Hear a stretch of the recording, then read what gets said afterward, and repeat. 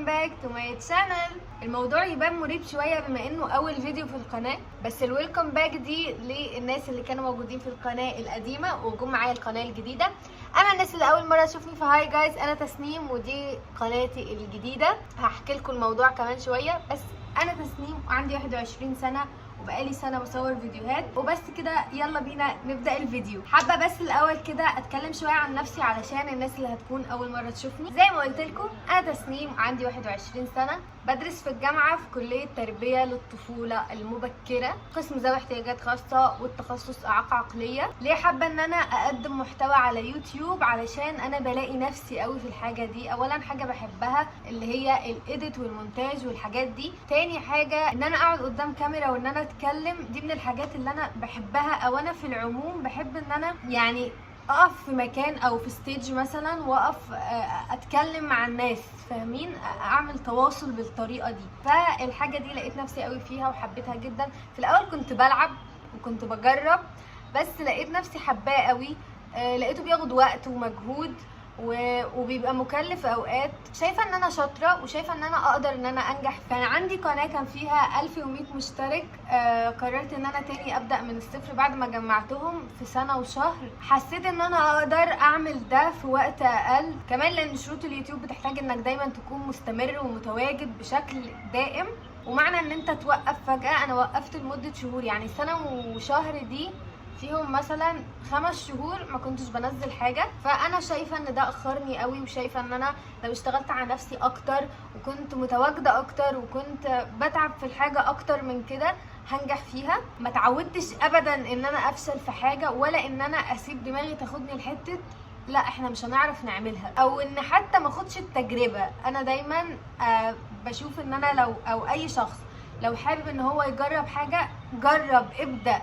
ما تستناش انه الناس هي اللي تزقك للحاجه، او ما تستناش انه فلان وفلانه هم اللي يقنعوك.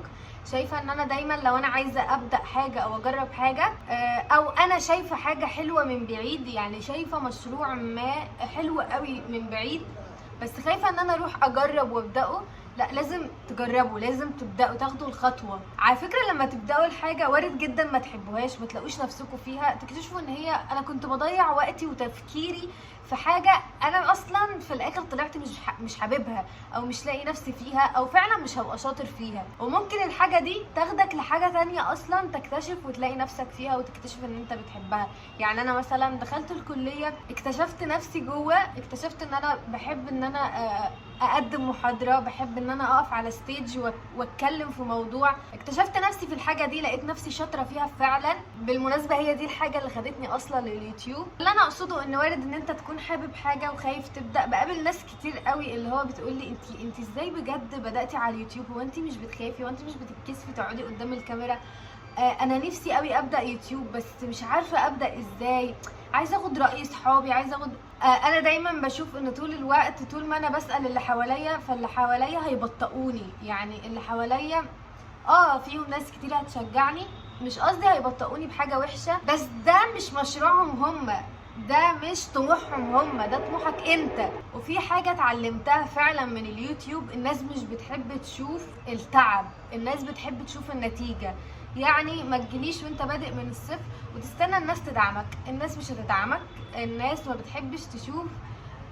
بتحبش تشوفك وانت واقف على خط الصفر، بتحب دايما تشوفك وانت فوق. الاول كنت باخد الموضوع على اعصابي شويه وبزعل انه ليه صحابي مش بيشجعوني، ليه مش بلاقي دعم. الناس فعلا مش بتحب تشوف ده، مش بتحب تشوف ان انا وانا بضحي. لا، الناس لما تشوفك ناجح هتلاقيهم هم لوحديهم اصلا بيشجعوك وبيدعموك وبيدولك سبورت طول الوقت. فحط في بالك او في بالك نقطة مهمة قوي، الناس مش بتحب تشوف التعب، الناس بتحب تشوف النتيجة. لما بدأت على اليوتيوب ما كنتش بدي الموضوع، كنت واخدة الموضوع لعبة، ما كنتش واخدة الموضوع جد خالص، ما كنتش ببذل فيه المجهود اللي انا شايفة ان انا المفروض ابذله فيه، او ما كنتش ملتزمة بالشكل. زي اي بزنس او زي اي شغل ليه قواعد معينة. زي مثلا انت لو حد شغال في شركه مفروض ان هو يروح مثلا الساعه 8، دي قاعده اساسيه، ولو ما راحش في الميعاد ده ممكن يتخصم له. هي نفس الفكره، انت ملزم ان انت دايما تكون متواجد على يوتيوب طالما قررت ان انت تبدا فيديوهات. هبقى اعمل لكم موضوع مطول كده عن لو حد حابب يبدا ينشئ محتوى على يوتيوب، هقول لكم كل الاغلاط اللي وقعت فيها اللي كانت ممكن توفر عليا وقت اكتر، وهقولها لكم كلها في فيديو واحد. خلاصة الكلام، انا بس كنت حابة ارحب بيكم في قناتي الجديدة على طريقتي، اعبر فيها شوية عن نفسي، وفي نفس الوقت اشجع اي حد حابب يبدأ اي حاجة، لان انا بواجه ده كل يوم. يعني بقابل دايما صحابي او الناس اعرفها عاوزين يبدأوا في حاجة حابينها، او عايزين يبدأوا بيزنس معين، بس في حاجة بتوقفهم. ايه هي؟ انه انا دايما عايز الناس هي اللي تخليني اعمل الحاجة، عايز الناس هي اللي تشجعني، عايز الناس هي اللي تزقني. لا، الناس مش دايما هتلاقي ده، اللي عنده ده محظوظ، بس انت اصلا مش مفروض ان احنا ندور على ده. مفروض ان انا شفت مجال معين حبيته، هبدأ ان انا ابحث عنه كتير واقرا عنه واخد معلومات، بحيث ان انا مبقاش رايح كده وانا مش عارف فيه اي حاجة. بعد كده ابدأ ان انا بجرب، مش ببدأ شغل على طول. يعني زي ان انا القناة اللي انا كنت عاملاها دي كنت بجرب فيها، انا ما اكتشفتش ده غير بعد فترة.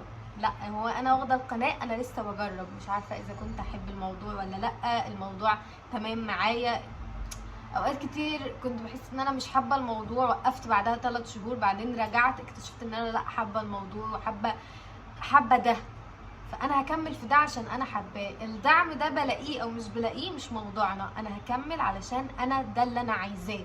كمان اي مجال او اي بزنس او اي شغل او اي حاجه في الحياه محتاجه صبر، محتاج ان انت تكون صبور. لا، انا ما عنديش صبر، انا مش بقدر اصبر. لا، الحياه او المواقف او الحاجات اللي احنا بنحبها وبنتحط فيها، لو انا حابب الحاجه لا، هصبر عشان انا حاببها، وهصبر عشان انا واثق في نفسي، عارف انا ايه، عارف ان انا اقدر، وان انا مع الوقت هكون احسن واحسن واحسن واطور نفسي اكتر. فاي مجال اي حاجه محتاجه صبر، وانا بقول ده لنفسي دايما. انا دايما لما ببقى مثلا بعمل فيديو وشايفه ان هو انا تعبت فيه قوي وعايزه كل الناس في الدنيا تشوفه وعايزاه يبقى بصوا يعني رقم 1، بعدين انزله وما يجيبش اي مشاهدات، بفضل اللي هو اقول لنفسي لا، احنا محتاجين نصبر، محتاجه ان انا اصبر اكتر. ده مش معناه ان الفيديو وحش، ده معناه ان هو ما ظهرش لناس كتير، وده السبب الاساسي اللي انا اصلا عملت عشان القناه دي، انه الفيديوهات التانية اللي على القناه التانية مش بتظهر لناس كتير.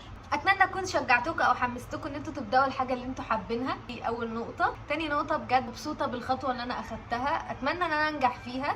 القناه دي هي بلان بي بالنسبه لي، الخطه البديله اللي انا باذن الله هستمر عليها وهنجح فيها، وهكون قد كلامي في الموضوع ده، ان انا هتشوفوني كل يومين، نخلوها الساعة 2، كل يومين الساعة 2 عشان تحفظوا الميعاد، هيكون في فيديو جديد. اتمنى ان اي حد يشوف الفيديو ده يعمل لي سبسكرايب على القناة ويعملوا لايك على الفيديو ده، ويكتب لي كومنت تحت. اكتبوا لي اي حاجة، لو مش عارفين تكتبوا لي، اكتبوا لي مثلا بالتوفيق يا نمنم، انا نمنم. اكتبوا لي مثلا، حطوا لي قلوب كتير، بحب القلوب اللي لونها بينك، حطوا لي قلوب بينك. عايزه اعوض ال 1100 مشترك دول، اكتر حاجه انا زعلانه عليهم، فحابه ان انا اعوضهم هنا في القناه. اتمنى ان اي حد يشوف الفيديو ده يحط لايك على الفيديو ويشترك في القناه. بس كده، بحبكم، باي.